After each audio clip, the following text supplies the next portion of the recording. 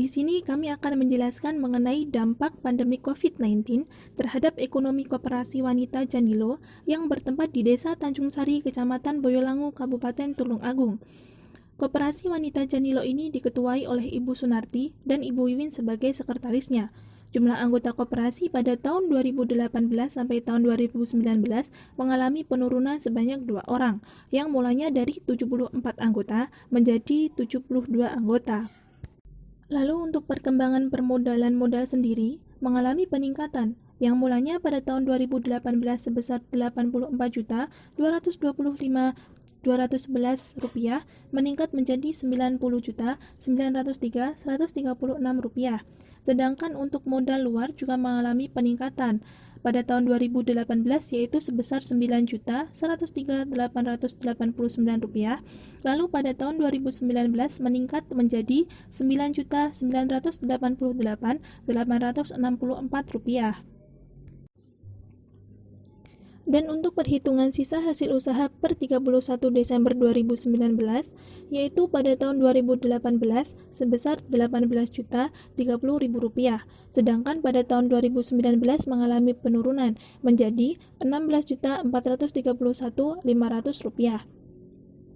Pada tahun 2010, Koperasi Wanita Janilo ini mendapatkan donasi dari pemerintah sebesar Rp25 juta. Lalu, pemerintah daerah juga memberikan bantuan sebesar Rp10 juta. Pandemi COVID-19 ini sudah sangat meresahkan semua warga di dunia, seperti halnya di Indonesia sendiri dan khususnya pada perekonomian koperasi. Banyak hal yang membuat koperasi ini semakin terpuruk, seperti dalam hal pendapatan dan sisi para anggota koperasi. Untuk itu, kami di sini akan menjelaskan dampak apa yang diterima koperasi saat pandemi COVID-19 ini muncul. Untuk yang pertama mengenai dampak COVID-19 terhadap penghasilan koperasi, yaitu adanya penarikan uang secara besar-besaran dari anggota, di mana permasalahan ini disebabkan karena melemahnya sektor ekonomi rakyat yang menjadi salah satu penyebab penarikan uang tersebut. Dengan adanya penarikan uang tersebut dapat membantu koperasi agar tetap dapat menghasilkan produk dan bisa mendapatkan keuntungan. Selanjutnya, pengeluaran operasional yang meningkat, sedangkan jam tenaga kerja harus dikurangi.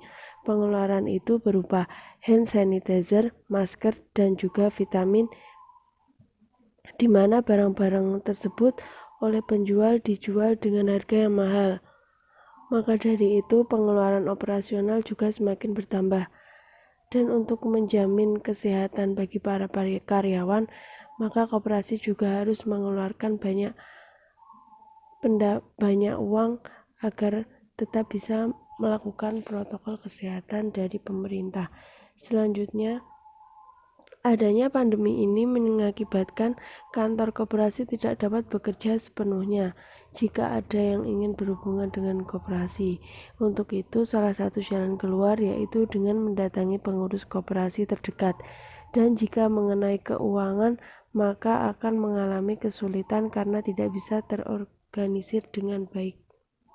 Selanjutnya, dampak COVID-19 bagi kehidupan sosial.